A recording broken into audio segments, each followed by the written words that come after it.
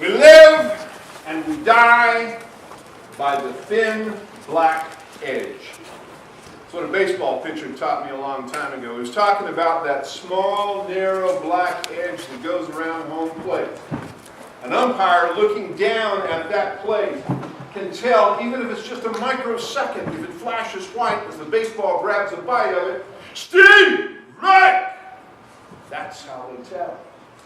Pitchers own that narrow little piece of real estate, and they are very jealous about it, and they are very creative with it. They do lots of action pitches down the middle, but they like to work the edge too, to fool the batter. One of the great pitchers to own that little piece of real estate was an Oakland A named Dennis Eckersley. Tall, skinny, rangy. He threw sidearm like a catapult. Other baseball players said he used to throw hard junk because the ball did all kinds of movement and it came really, really fast. And Eckersley owned that small bit of real estate, and any batter who came near it had to deal with him. He was a closer for the Oakland A's, and what that means, if the A's got ahead going into the last inning or two of a game, they'd bring in the closer. And the closer was always fresh because he only pitched an inning, maybe 2 innings at a time. His arm was always ready. Eckersley had 45 saves in 1988. The Oakland A's powered off the hitting of Mark McGwire and Jose Canseco, big long ball hitters, and they bullied their way through the American League Championship Series.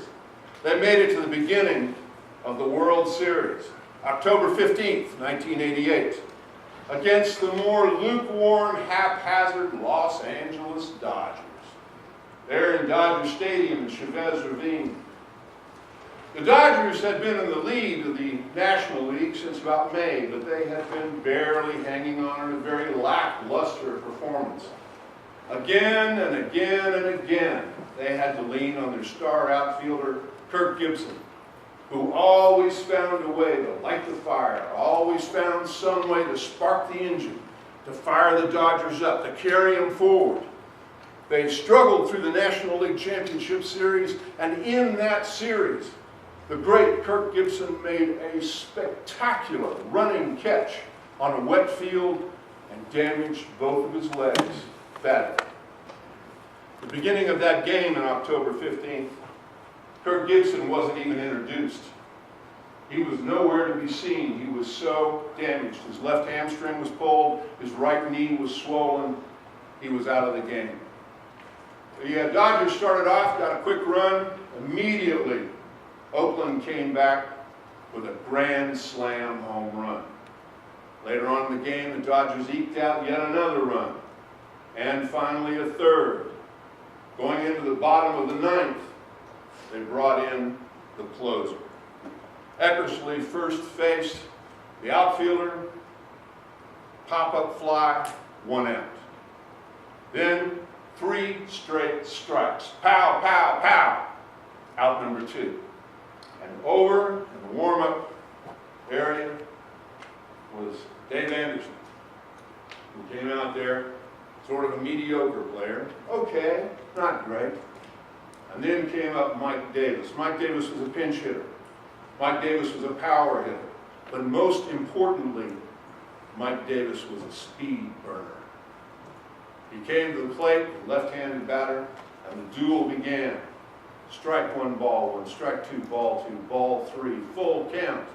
At that point, the catcher looked over and noticed that it was Dave Anderson in the warm-up circle. And he caught Eckersley's attention. And he kind of made a motion to him like, we can beat that guy. And Eckersley caught on. They communicated. So they managed to take the ball outside the swing zone to get it away from Mike Davis's power. And they walked it. Now the game changes a little bit. Now you've got a speed burner on first base. And they're expecting Dave Anderson to walk up and take the bat. But there are games within games. And the announcer said, now, batting for Los Angeles, number 23, Kirk Gibson. And the cheers started closest to the Dodger dugout and expanded out until it went all the way around the stadium. And out he came, slow, crippled, beat up. What had happened? For hours, managers and trainers had worked on him in the training room, using the magic of their craft, massaging and kneading and icing and heating and taping in ways that were passed down to them by older trainers. And finally, they got him up and stretched him out. And about that time, the TV cameras panned across Dodger dugout, and Vin Scully, the inimitable announcer, said, "Kirk Gibson isn't even in the dugout." What they didn't know, what no one knew, was that Kirk Gibson was in the training room on his feet, watching that. And he picked up the intercom, and he called Tommy Lasorda and said, "Skipper, I can hit for you." And so he made his way out onto the field. Now the game changes yet again. This ferocious pitcher has been deceived. The Oakland A's have been deceived. They do not appreciate that. This is going to be a tough at-bat. Not only have they got a crippled Kirk Gibson, they've got a speed burner on first. The gloves are off. This is going to be a fist fight. The windup, the pitch, foul tip, strike one. Ball goes back to the pitcher. Pickoff play on first. Missed it.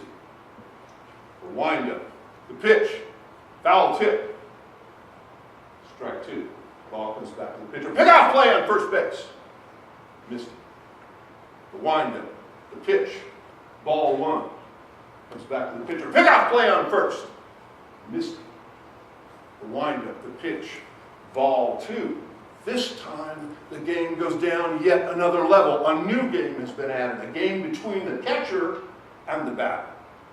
Because the catcher now uses the batter's body to shield him from view as he tries pickoff play on first. It came oh so close, but he missed it. So now it's catcher one, batter nothing. Counts 2-2. The windup, the pitch, and then the most cruel time of all in any story about a hero. A hero must be tested. They must prove themselves worthy. And this was that terrible test.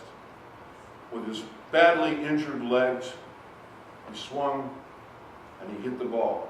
A very, very weak tap that started down the first base line. And you can see him, he's almost willing his legs. Go, go, we gotta go, we gotta go! And he's stumbling, bumbling. He starts down the first base line. First baseman is waiting there as the ball graciously, gently rolls out of play. Foul tip. 2-2.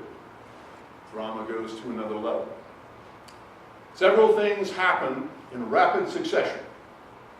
First of all, as soon as the pitcher changes his center of gravity where it's dedicated to pitch toward home plate, bam!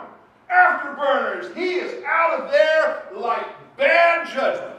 He's running for second base. That base runner is on his way. He's going to steal his next base. He's already stole 7 out of the last 10 times he tried, and he's headed for the 8th. That's the first thing that happened. The second thing that happened is the batter realized the ball was going to be outside the strike zone. It was going to be a ball he didn't have to swing at. So as the catcher set himself to take that ball and throw the pickoff play at second base, the batter turned into an actor. We all know that acting actually plays a part in athletic events, most obviously with punters in football. Anytime a defender gets within 6 feet of the punter is, oh, and he has to fall down to him like he's been hit and try and get a flag. It isn't just in football that happens, it happens in baseball too. In this instant, the batter kind of fell forward as if his weight pulled him into the plate, and his body shielded the runner from the catcher. And you can see the catcher in the film turn to the ump like, he blocked. And the ump said, he's injured. He was injured, poor fellow. He just kind of fell in the way. Now it's a full boat. 2 strikes, 3 balls. Here we go. Here's the show. And at this point, the game turns again. The game within the game within the game. You see Kirk Gibson step back out of the box and think. What was the scouting report on Dennis Eckersley? Because Mel Didier was the Dodger scout, and he had scouted Eckersley. He had broken it down into a graph so that he could understand his mind. And you can see Kirk Gibson saying, what was it Mel Didier said? Oh yeah, when he gets to 3-2 with a left-handed batter, Dennis Eckersley always comes with a backdoor slider. Now, that's thin black edge around home plate. The part closest to the pitcher is the front door. The part closest to the catcher is the back door.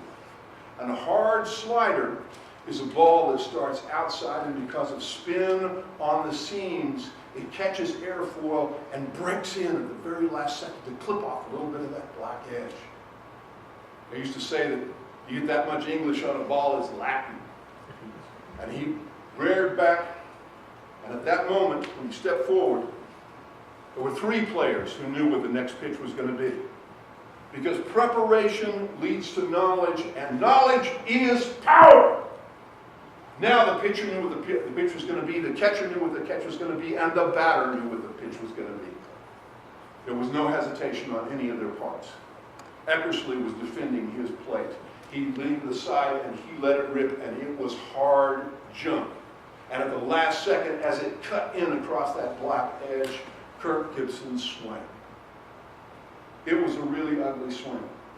He couldn't put any weight on his left leg because he had a pulled hamstring. He couldn't pivot on his right knee because it was swollen to twice its size. He had to do it with his power of his shoulders and his arms and his wrists. And experience.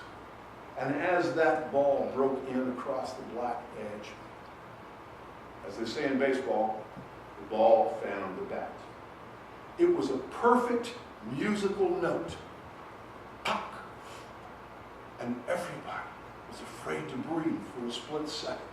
The great Vin Scully says, it's a deep fly ball to right center, and she is gone!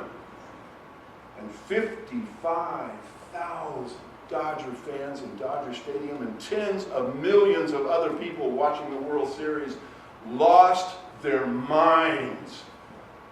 And in a real exhibition of a great broadcaster, for 63 seconds, Vin Scully said nothing.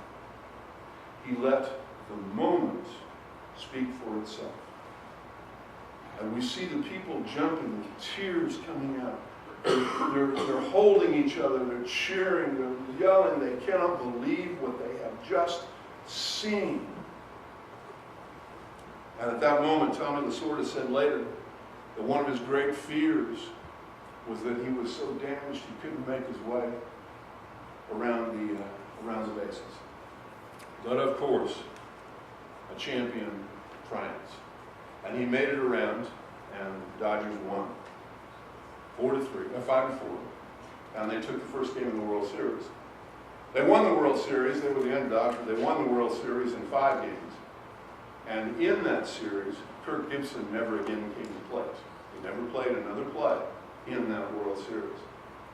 There's a part of the story that we'll be dealing with as the year goes along called takeaway. What do we, the listener, the viewer, the reader, what do we take away from a story? How does it change us? We can look at that story and say, it's the right man at the right moment. It's the champion who is tested and we find to be true. Also, it's not quitting. One of the interesting things about the video of that moment as we're watching the fans in the outfield just go nuts is the long line of taillights as people are leaving Dodger Stadium because they've abandoned hope. They don't think the Dodgers can do it. And in so doing, they cheated themselves out of a once-in-a-lifetime moment. One of the other takeaways that I have, I know some of you guys have had tech theater, which is in middle school, and I hope that you have tech theater in the upper school as well. One of my takeaways is I know how important those trainers were.